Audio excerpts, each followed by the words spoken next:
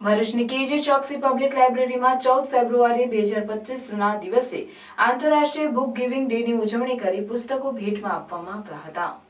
આપણે ઘણીવાર સમાચાર પત્રમાં એ સમાચાર વાંચ્યા હશે કે દીકરીએ કરિયાવરમાં ઘરવખરીની ચીજ વસ્તુની જગ્યાએ પુસ્તકો માંગ્યા અને પિતાએ એના વજન અને ઊંચાઈથી વધુ ઊંચા પુસ્તકો ભેટમાં આપ્યા। પુસ્તકોનું મહત્વ શું છે તે તેના લખનાર, વેચનાર અને વાંચનાર કરતાં તેના અમલમાં મૂકનાર અને એના વિચારોનો અનુભવ કરનાર વધુ સારી રીતે જાણતો હોય છે।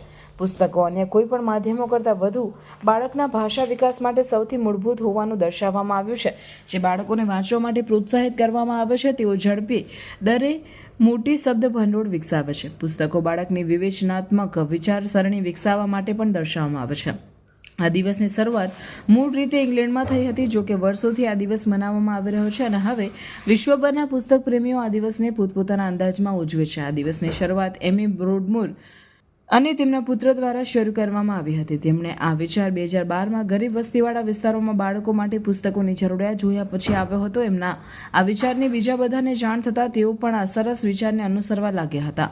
માતા પુત્રની આ જોડીએ જો ટોફ્ટ સાથે મળીને આ દિવસને વધુ લોકો સુધી વિકસાવવાનું કામ કર્યું। તેમના આ પ્રયત્નને કારણે પુસ્તકોથી વંચિત બાળકોમાં પુસ્તકોની પહોંચ અને એને વાંચવાનો ઉત્સાહ બંને વધવા લાગ્યા અને પછી આ આંતરરાષ્ટ્રીય બુક ગિવિંગ ડે તરીકે વિશ્વભરમાં પ્રચલિત થતો ગયો। આજે એ જ ઉમદા વિચારને અનુસરતા ભરૂચની કેજી ચોકસી પબ્લિક લાઇબ્રેરીએ ભરૂચની શાંતિનિકેતન શાળાના શિક્ષકો અને વિદ્યાર્થીઓને આમંત્રિત કરી તેઓને પુસ્તક ભેટ આપી આંતરરાષ્ટ્રીય બુક ગિવિંગ ડેનો મહિમા સાર્થક કર્યો હતો। આ પ્રસંગે સેવાભાવી ભૂતપૂર્વ શિક્ષક મહેન્દ્રભાઈ સોનીએ કેજી ચોકસી પબ્લિક લાઇબ્રેરીની આ પ્રવૃત્તિને બિરદાવી હતી અને તે માટે લાઇબ્રેરીના ટ્રસ્ટીગણના ગૌતમભાઈ ચોકસી અને મનન ચોકસીના પ્રયત્નો પ્રત્યે આભાર વ્યક્ત કર્યો હતો।